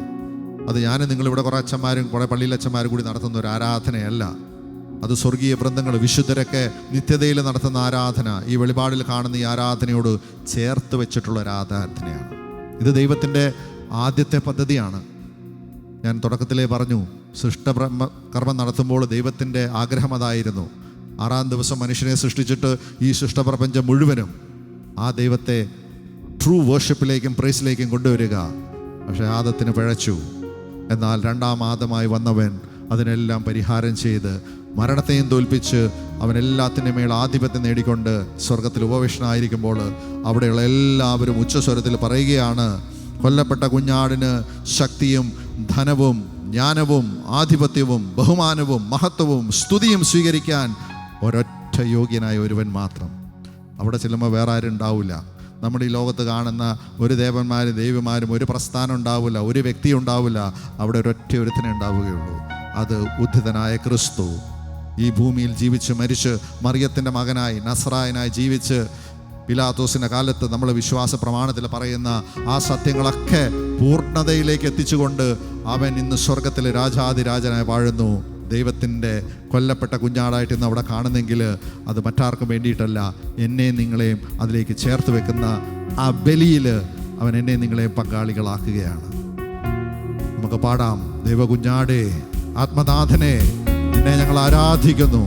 സ്വർഗീയ വൃന്ദങ്ങളോട് ചേർന്നുകൊണ്ട് ഞങ്ങളുടെ തിരിച്ചറിവുകളിലൂടെ ദൈവം വെളിപ്പെടുത്തുന്ന വെളിപ്പെടുത്തിനോട് ചേർത്ത് വെച്ചുകൊണ്ട് ഞങ്ങൾ അന്ധമായിട്ട് ചില കാര്യങ്ങൾ കാണാതെ അങ്ങ് വിശ്വസിച്ച് ആരാധിക്കുകയല്ല. ഇത് വെളിപാട്, മാറ്റമില്ലാത്ത ദൈവത്തിൻ്റെ വചനം, ഒരിക്കലും മാറ്റപ്പെടാത്ത നിത്യസത്യങ്ങൾ ദൈവം വെളിപ്പെടുത്തുമ്പോൾ അത് ദൈവത്തെ നമ്മൾ വിശ്വാസത്തിൻ്റെ കണ്ണുകൾ കൊണ്ട് കണ്ടുകൊണ്ട് ആരാധിക്കുവാനും അത് ദൈവത്തെ മഹത്വപ്പെടുത്തുവാനും വേണ്ടിയിട്ടാണ്. കരങ്ങൾ അടിച്ചുകൊണ്ട് ആ സ്വർഗീയ ആരാധനയിൽ പങ്കുപറ്റിക്കൊണ്ട് നമുക്ക് ആ ദൈവകുഞ്ഞാടിനെ ആരാധിക്കാം. എല്ലാ സ്തുതിക്കും എല്ലാ ആധിപത്യത്തിനും ബഹുമാനവും മഹത്വവും സ്വീകരിക്കാൻ യോഗ്യനായവനെ മുഴുവൻ ഹൃദയത്തോടെ ആരാധിക്കാം.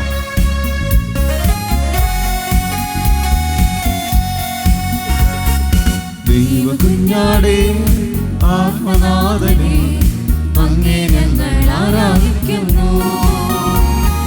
കൊല്ലപ്പെട്ടവനെ ജീവനാഥനെ അങ്ങേ ഞങ്ങൾ ആരാധിക്കുന്നു. എല്ലാവരും ചേർന്ന് ഒരിക്കൽ കൂടി, ദൈവകുഞ്ഞാടേ ആത്മനാഥനെ അങ്ങേ ഞങ്ങൾ ആരാധിക്കുന്നു. കൊല്ലപ്പെട്ടവനെ ജീവനാഥനെ അങ്ങേ ഞങ്ങൾ ആരാധിക്കുന്നു. ഹല്ലേലൂയ ഹല്ലേലൂയ ഹല്ലേലൂയ. എല്ലാവരും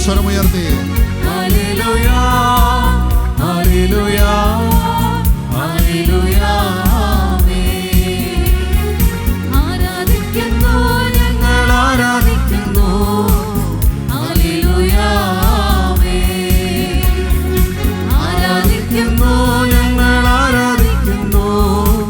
ഹല്ലേലൂയ. ആമേൻ. ആമേൻ. ആമേൻ യേശുനാഥാ. ആമേൻ. ആമേൻ ദൈവപുത്ര. ആമേൻ. ആമേൻ സർവശക്ത നിത്യപിതാവേ. ആമേൻ. ആമേൻ യേശുനാഥാ. ആമേൻ. ആമേൻ ദൈവപുത്ര. ആമേൻ. ആമേൻ സർവശക്ത നിത്യപിതാവേ. ആരാധിക്കുന്നു ഞാൻ. ആരാധിക്കുന്നു, ഞങ്ങൾ ആരാധിക്കുന്നു. ഹല്ലേലൂയ. ആമേൻ. ആരാധിക്കുന്നു, ഞങ്ങൾ ആരാധിക്കുന്നു. ഹല്ലേലൂയ. ആമേൻ. ആമേൻ. ആമേൻ. ആമേൻ യേശുനാഥാ. ആമേൻ. ആമേൻ ദൈവപുത്ര. ആമേൻ. ആമേൻ സർവശക്ത നിത്യപിതാവേ. എല്ലാവരും ചേർന്ന് ഒരിക്കൽ കൂടി. ആമേൻ. ആമേൻ യേശുനാഥാ. ആമേൻ. ആമേൻ ദൈവപുത്ര. ആമേൻ. ആമേൻ സർവശക്ത നിത്യപിതാവേ.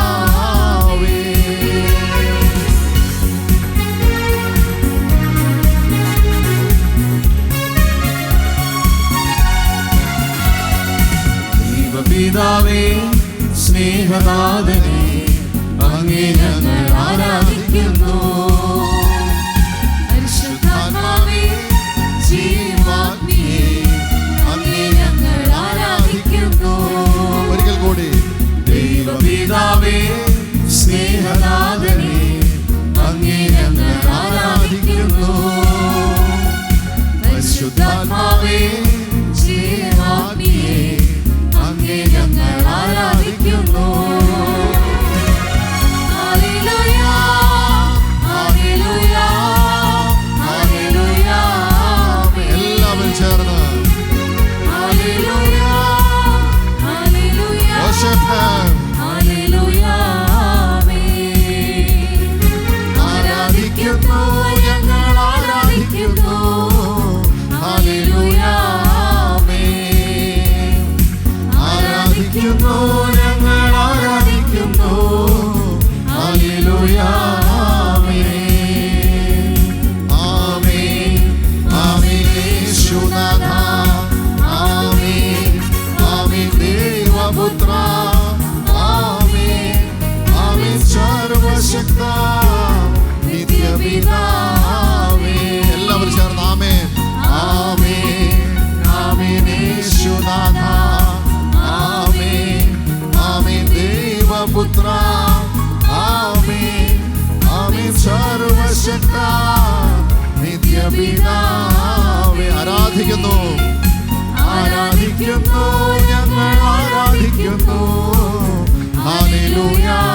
ആമേൻ. ആരാധിക്കുന്നു, ഞങ്ങൾ ആരാധിക്കുന്നു. ഹല്ലേലൂയ. ആമേൻ. ഹല്ലേലൂയ. എല്ലാവരും ഒന്ന് സ്തുതിക്കട്ടെ, അവനെ ആരാധിക്കട്ടെ. സ്വർഗീയ വൃന്ദങ്ങളോട് ചേർന്ന് നമുക്ക് ആരാധിക്കാം. Oh, we worship you. Oh, the Lamb of God. We praise and give you worship and glory and honor. Hallelujah. Hallelujah. Hallelujah. Hallelujah. Hallelujah. Hallelujah. വെളിപാടിൻ്റെ പുസ്തകം 4-ാമത്തെ അധ്യായത്തിൽ നമ്മളിങ്ങനെ കാണുന്നുണ്ട്, സ്വർഗത്തിലുള്ള സിംഹാസനത്തിന് മറ്റുമുള്ള ജീവികൾ, അവയൊക്കെ പറ്റി പറയുമ്പോൾ, വെളിപ്പെടുത്തുമ്പോൾ യോഹന്നാൻ ശ്ലീഹ പറയുകയാണ്, ഈ ജീവികൾക്ക് 6 ചിറക് വീതം, നിറയെ കണ്ണുകൾ. എന്നിട്ട് പറയുകയാണ്, രാപകൽ ഇടവിടാതെ അവ ഉദ്ഘോഷിക്കുന്നു, ആയിരുന്നവനും ആയിരിക്കുന്നവനും വരാനിരിക്കുന്നവനും സർവശക്തനും ദൈവവുമായ കർത്താവ് പരിശുദ്ധൻ, പരിശുദ്ധൻ, പരിശുദ്ധൻ. യേശുവിനെ കർത്താവായിട്ട് ആ പിതാവായ ദൈവം ഉയർത്തി. നസറത്തിലെ മറിയത്തിൻ്റെയും യൗസേപ്പിൻ്റെയും മകനായി ജനിച്ച് ഈ ഭൂമിയിൽ സാധാരണ ഒരു തച്ചൻ്റെ മകനായി ജീവിച്ചിരുന്ന യേശു, ദൈവപുത്രനായ യേശു, ആ യേശുവിനെ പിലാത്തോസും യഹൂദരും കള്ളസാക്ഷ്യങ്ങളിലൂടെ എല്ലാ അനീതിയുടെയും മൂർത്തിഭാവമായിട്ട്, അവഹേളനത്തിന് മൂർത്തിഭാവമായിട്ട് ആ കുരിശിൽ തറയ്ക്കുമ്പോൾ ഫിലിപ്പിയർക്കുള്ള ലേഖനത്തിൽ പൗലോസ്ലീഹ പറയുന്നുണ്ട്, അവൻ തന്നെ താഴ്ത്തി. ആ താഴ്ത്തൽ എത്ര ശ്രേഷ്ഠമായിരുന്നു എന്ന് സ്വർഗം പിന്നീടാണ് വെളിപ്പെടുത്തുന്നത്. തന്നെ ശൂന്യനാക്കിക്കൊണ്ട് ദാസന്റെ രൂപം സ്വീകരിച്ചു, മനുഷ്യരുടെ സാദൃശ്യത്തിലായിത്തീർന്നു, ആ ഗൃതിയിൽ മനുഷ്യനെ പോലെ കാണപ്പെട്ടു, മരണം വരെ, അതെ, കുരിശു മരണം വരെ അനുസരണമുള്ളവനായി തന്നെ താഴ്ത്തി. ആ യേശുവിൻ്റെ ഒരു താഴ്ത്തലുണ്ട്. മനുഷ്യൻ ഏത് അവസ്ഥയിലാണോ അധപ്പതിച്ചത്, അവൻ ആ രൂപം സ്വീകരിച്ച് ആധപ്പതിച്ച അവസ്ഥയിൽ നിന്ന് നമ്മളെല്ലാവരും വീണ്ടെടുത്ത് അവനിലേക്ക് ഉയർത്തി. ആ താഴ്ത്തൽ സ്വർഗത്തിന് അത്രമാത്രം പ്രീതികരമായിരുന്നു. അതുകൊണ്ടാണ് ഇനിമേൽ വേറെ ബലികളില്ല. അതിനുശേഷം യെരൂശലേം ദേവാലയം തകർക്കപ്പെട്ടതിന് ശേഷം പിന്നെ ബലികളില്ല. ഇസ്രായേൽ ജനം ഇന്നും കാത്തിരിക്കുക, ഇനിയും ദേവാലയം പണിതിട്ട് പിന്നെ ബലി അർപ്പിക്കാൻ. ഇനി ബലികളില്ല. കാരണം അവൻ്റെ ആ ബലി നിത്യബലിയായി സ്വർഗം സ്വീകരിച്ചു കഴിഞ്ഞു. എന്നിട്ട് പറയുകയാണ്, ഇത് യേശുവിൻ്റെ നാമത്തിന് മുമ്പിൽ സ്വർഗത്തിലും ഭൂമിയിലും ആകയാൽ ദൈവം അവനെ അത്യധികം ഉയർത്തി, എല്ലാ നാമങ്ങൾക്കും ഉപരിയായ നാമം നൽകുകയും ചെയ്തു. ഇത് യേശുവിൻ്റെ നാമത്തിന് മുമ്പിൽ സ്വർഗവും ഭൂമിയും പാതാളത്തിലുമുള്ള സകലരും മുട്ടുമടക്കുന്നതിനും യേശു ക്രിസ്തു കർത്താവാണെന്ന് പിതാവായ ദൈവത്തിൻ്റെ മഹത്വത്തിനായി എല്ലാ നാവുകളും ഏറ്റുപറയുന്നതിനാണ്. Hallelujah, hallelujah. യേശു കർത്താവാണെന്ന് പിതാവായ ദൈവത്തിൻ്റെ മഹത്വത്തിന് എല്ലാ നാവുകളും ഏറ്റുപറയണം. അതാണ് നമ്മൾ വെളിപാടിൽ കാണുന്നത്. എല്ലാവരും, ആ ജീവികളൊക്കെ പറയുകയാണ്, ദൈവമായ കർത്താവ് പരിശുദ്ധൻ, പരിശുദ്ധൻ. എന്നിട്ട് പറയുകയാണ്, ഈ 24 ശ്രേഷ്ഠന്മാർ സിംഹാസനത്തിന് മുമ്പിൽ വീണ് നിത്യം ജീവിക്കുന്നവനെ സാഷ്ടാംഗം പ്രണമിക്കുകയും തങ്ങളുടെ കിരീടങ്ങൾ സിംഹാസനത്തിന് മുമ്പിൽ സമർപ്പിച്ചുകൊണ്ട് ഇങ്ങനെ പറഞ്ഞു, ഞങ്ങളുടെ ദൈവമായ കർത്താവ് മഹത്വവും ബഹുമാനവും ശക്തിയും സ്വീകരിക്കാൻ അർഹനാണ്. 5-ാമത്തെ അധ്യായത്തിലേക്ക് എത്തുമ്പോൾ ആ കുഞ്ഞാടിനെ കൂടി അവിടെ അവതരിപ്പിക്കുകയാണ് യോഹന്നാൻ ശ്ലീഹ. ആ സ്വർഗത്തിൽ സിംഹാസനസ്ഥനും കുഞ്ഞാടും പിതാവായ ദൈവത്തിൻ്റെ വലതുഭാഗത്ത് ഉപവിഷ്ടനായിരിക്കുന്ന യേശു, അവൻ എല്ലാ മഹത്വവും സ്വീകരിക്കുവാൻ ആ സിംഹാസനത്തിൽ ഉപവിഷ്ടനായിരിക്കുകയാണ്. Majesty, worship his majesty. കാരണം അവൽ നിന്നാണ് അതെല്ലാം ഒഴുകുന്നത്. ആദിയും അന്ത്യവുമായവൻ, ആൽഫയും ഒമേഗയുമായവനാണ് ഒരു മനുഷ്യൻ്റെ ആകൃതിയിൽ വന്ന് ലോകത്തിൻ്റെ പാപങ്ങൾ നീക്കുന്ന ദൈവത്തിൻ്റെ കുഞ്ഞാടായി എൻ്റെ നിങ്ങളുടെ പാപങ്ങൾ ഏറ്റെടുത്ത് മരിച്ച് 3-ാം ദിവസം ഉയർത്തെഴുന്നേറ്റ് എന്നെ നിങ്ങളെയും ആ ദൈവിക ജീവനുള്ള പങ്കാളിത്തം നൽകിക്കൊണ്ട് ഇന്ന് ഉപവിഷ്ടനായിരിക്കുന്നത്. That is the victory of God, the total victory of God in Christ. അതുകൊണ്ടാണ് ദൈവം പറയുന്നത്, നിങ്ങൾ ഒന്നിനെക്കുറിച്ചും ആകലരാകണ്ട, എല്ലാ കാര്യങ്ങളും നിങ്ങൾ നന്ദി പറയും. Because he has triumphed, the lion of Judah has triumphed. അവൻ്റെ ആ മാജസ്റ്റിയിൽ ഞാൻ നിങ്ങളും ഒരു നാൾ പങ്കെടുക്കേണ്ടവരാണ്. ഈ ലോകത്തിൽ കാണുന്ന ചെറിയ പ്രശ്നങ്ങളൊക്കെ നിസ്സാരമാണ്. കാരണം നിത്യതയിൽ അവൻ്റെ മഹത്വത്തിൽ പങ്കാളികളാകണമെന്നുണ്ടെങ്കിൽ നമ്മളിവിടെ ഇങ്ങനെ കുറേ കളിച്ചിരിച്ച് നടന്നു പോയാൽ അതിൽ പങ്കാളിയാകാൻ പറ്റില്ല. അവൻ്റെ പൂർണ്ണതയിലേക്ക് നമ്മൾ വളരണം, ഉയർത്തപ്പെടണം. സ്നേഹപൂർണ്ണതയിലേക്ക് എത്തണമെങ്കിൽ ജീവിതത്തിലെ പ്രതിസന്ധികളും പ്രശ്നങ്ങളും പോരായ്മകളും കുറവുകളുമൊക്കെ നമുക്കുണ്ടായിരിക്കണം. അതിൻ്റെ ഉള്ളിൽ നിൽക്കുമ്പോഴേ നമ്മൾ ദൈവത്തെ പൂർണ്ണ ഹൃദയത്തോടെ വിളിക്കുകയുള്ളൂ. അതുകൊണ്ട് ദൈവം തരുന്ന ചില അവസരങ്ങളായിട്ട് അതിനെ കണ്ടുകൊണ്ട് നമ്മളതിൽ തകർന്നു പോകാതെ നിത്യതയിൽ അവൻ്റെ മഹത്വത്തിൽ പങ്കാളികളാകാനുള്ള ഒരു വലിയ അവസരം എനിക്കുണ്ട്, അതാണ് എൻ്റെ പ്രത്യാശ എന്ന് പറഞ്ഞുകൊണ്ട് നമ്മൾ പ്രത്യാശയോടെയാണ് ജീവിക്കേണ്ടത്. നമുക്ക് പാടാം, മാജസ്റ്റി, വർഷിപ്പ് ഹിസ് മാജസ്റ്റി എന്ന് പാടുമ്പോൾ നമ്മുടെ ജീവിതങ്ങൾ നിത്യതയോട് ചേർത്ത് വെച്ചുകൊണ്ടാണ് നമ്മൾ അവനെ ആരാധിക്കുന്നത്. Let us sing.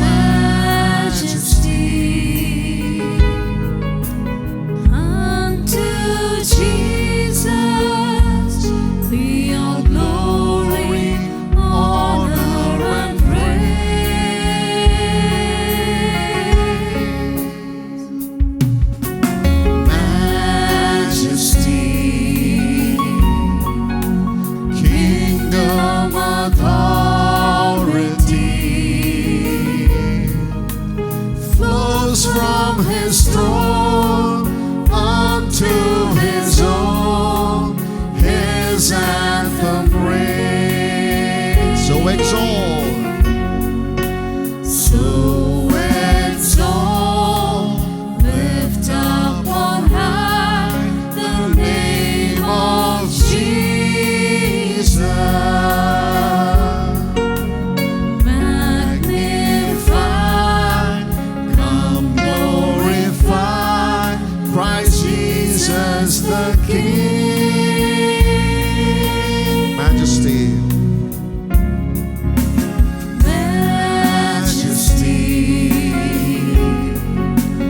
Worship His majesty.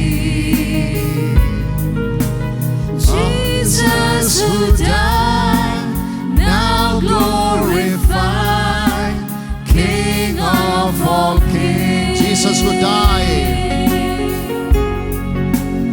Jesus who died, now glorified, King of all kings. So exalt Him. So exalt, lift up on high the name of Jesus. Magnify, come glorify Christ Jesus the King. Majesty.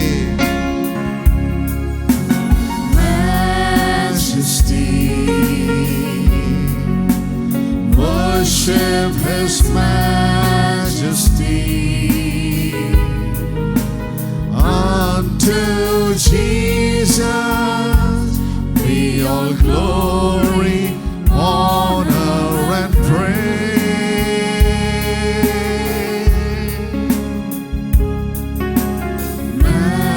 Majesty.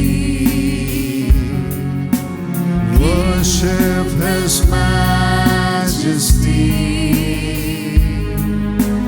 Jesus who died, now glorified, King of all kings.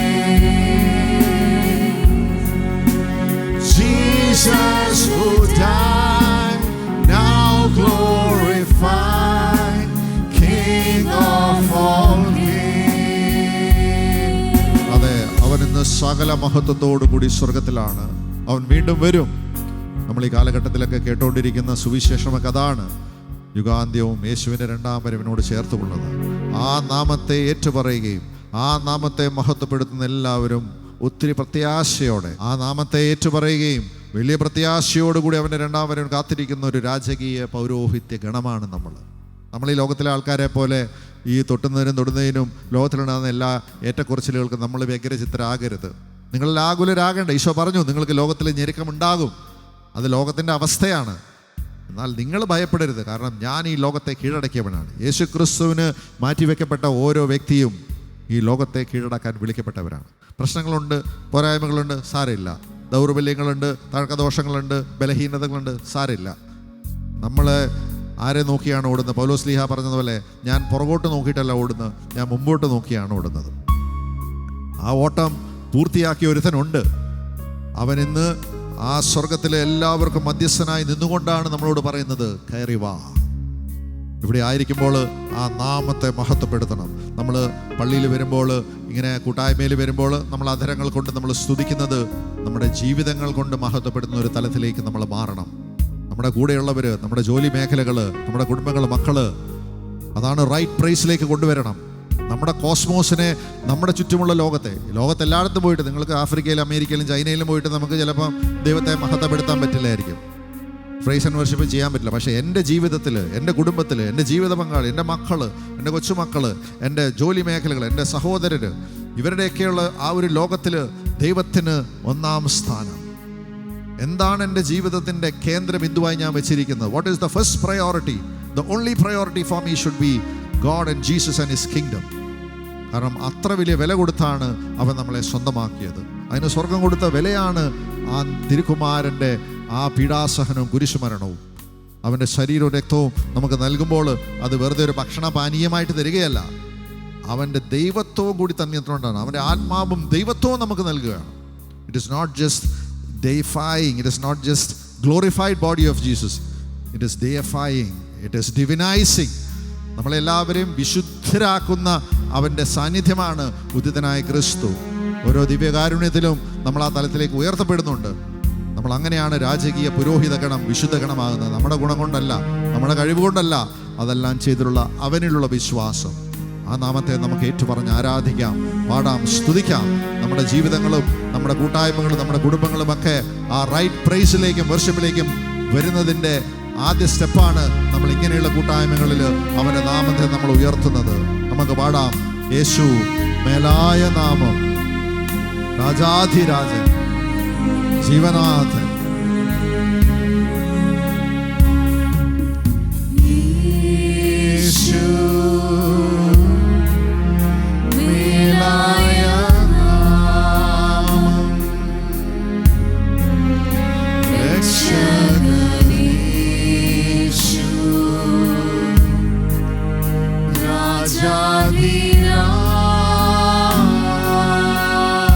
രാജാധിരാജൻ, Emmanuel നമ്മോടുകൂടെ. സ്തുതിക്കു യോഗ്യൻ ജീവനാഥൻ. ഒരിക്കൽ കൂടി യേശു യേശു മേലായ നാമം, രക്ഷകനേശു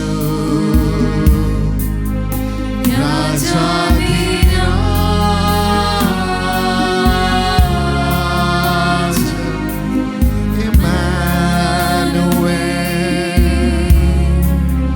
നമ്മോടുകൂടെ.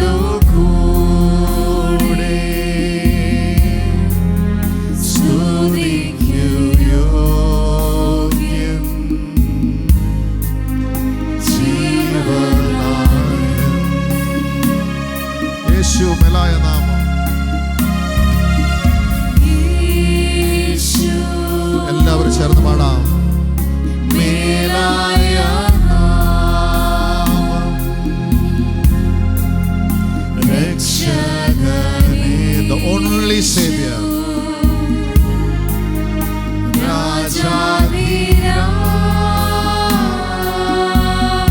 രാജാധിരാജൻ, Emmanuel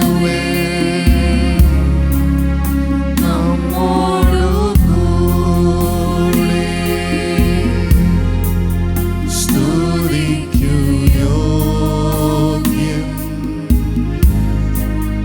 ജീവനാഥൻ.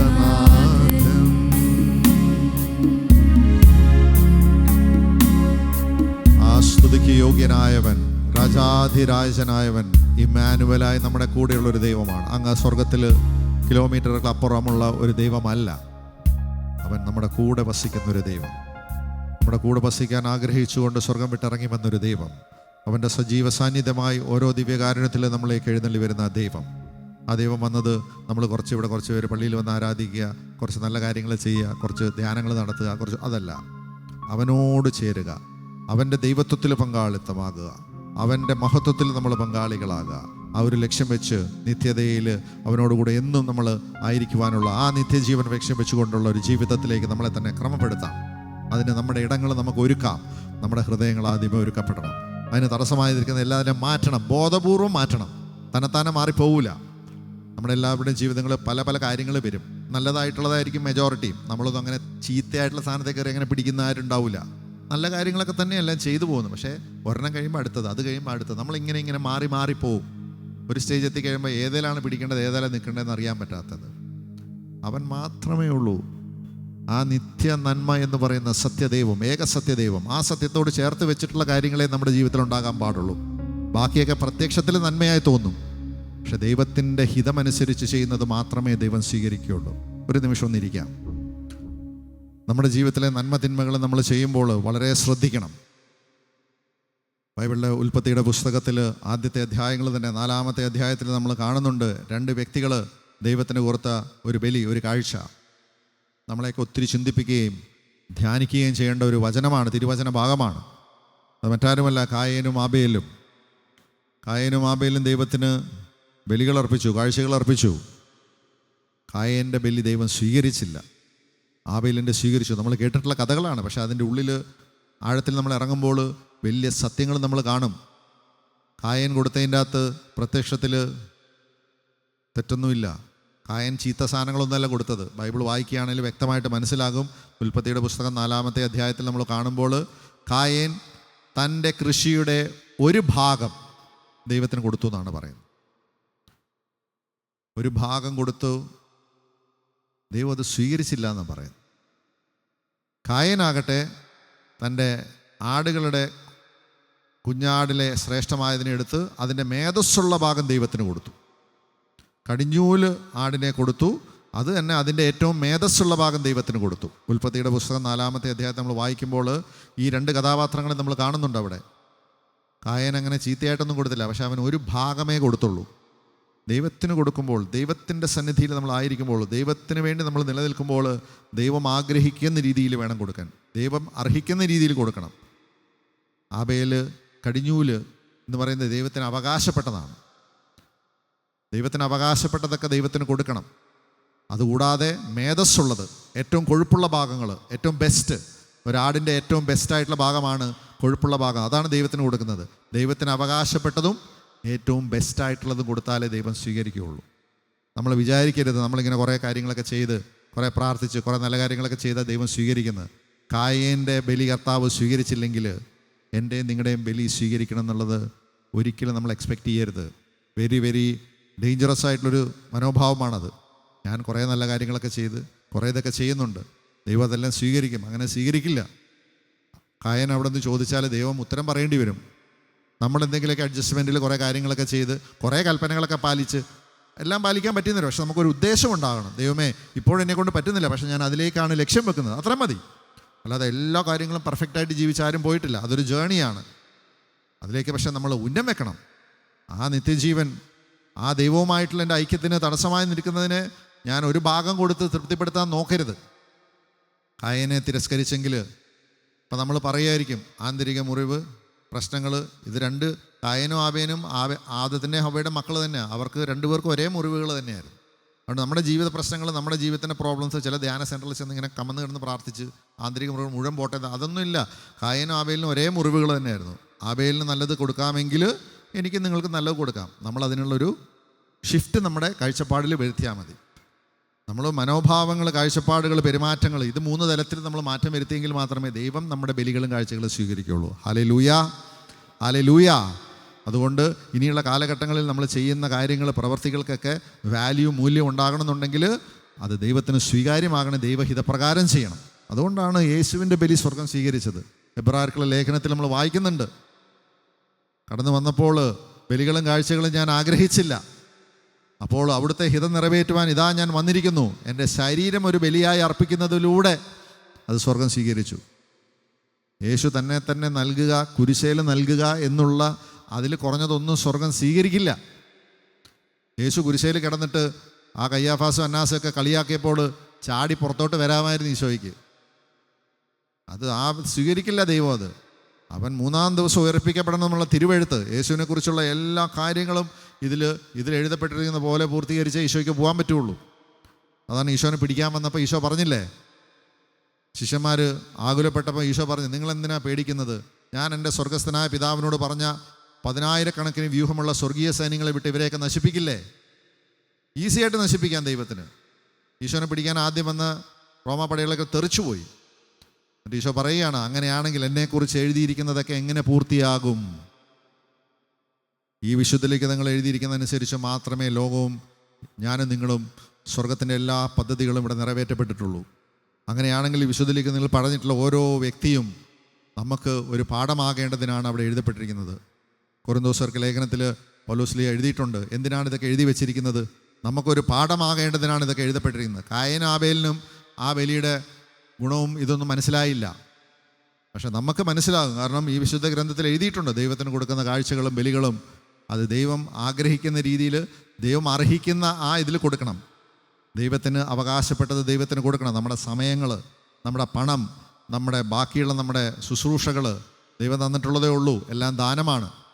നമ്മൾ ദൈവത്തിന് കൊടുക്കുമ്പോൾ നമ്മൾ ഒരു ഓഹരി കൊടുത്ത് തൃപ്തിപ്പെടുത്താൻ നോക്കരുത്. ദൈവം അത് സ്വീകരിക്കില്ല. നമ്മൾ വിചാരിക്കും നമ്മൾ ഇത്രയൊക്കെ ചെയ്താൽ ദൈവം സ്വീകരിക്കില്ല. കാരണം കായേൻ്റെത് സ്വീകരിച്ചില്ലെങ്കിൽ എൻ്റെയും നിങ്ങളെയും തിരസ്കരിക്കുവാനുള്ള എല്ലാ ന്യായങ്ങളും കായൻ അവിടെ ചോദിക്കും. അന്ത്യ ദിവസത്തിൽ ചെല്ലുമ്പോൾ ദൈവത്തോട് ചോദിക്കും, എൻ്റെ കാഴ്ചകൾ സ്വീകരിക്കാതെ രാജേഷിൻ്റെ കാഴ്ച എങ്ങനെ സ്വീകരിക്കുന്നു കായൻ ചോദിച്ചാൽ ദൈവത്തിന് ഉത്തരമുട്ടില്ല. ദൈവം നീതിമാനാണ്.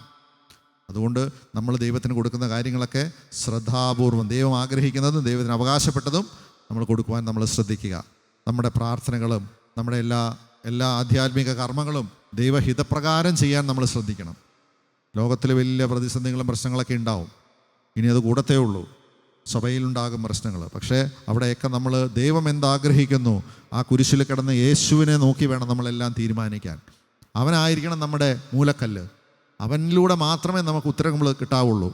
വേറെ ലോകത്തിൻ്റെ സംവിധാനങ്ങളും അതിൻ്റെ അഭിപ്രായങ്ങളും അതിൻ്റെ എല്ലാ ഏറ്റക്കുറച്ചിലുകളും വെച്ച് നമ്മുടെ ജീവിതങ്ങൾ നമ്മൾ ക്രമപ്പെടുത്തരുത്. സഭയോട് ചേർന്ന് നിന്നുകൊണ്ട് ഈ കാലഘട്ടത്തിൽ ദൈവത്തിന് വലിയ സാക്ഷ്യം വിളിക്കാൻ വിളിക്കപ്പെട്ടവരാണ് ഞാനും നിങ്ങളും. അതുകൊണ്ട് ആ ഉത്തരവാദിത്വം നമ്മൾ ഏറ്റെടുത്തുകൊണ്ട് നമ്മൾ മുമ്പോട്ട് പോകുമ്പോൾ ആ സ്വർഗം നമ്മുടെ കൂടെ ഇറങ്ങി വരും. Hallelujah, hallelujah, hallelujah.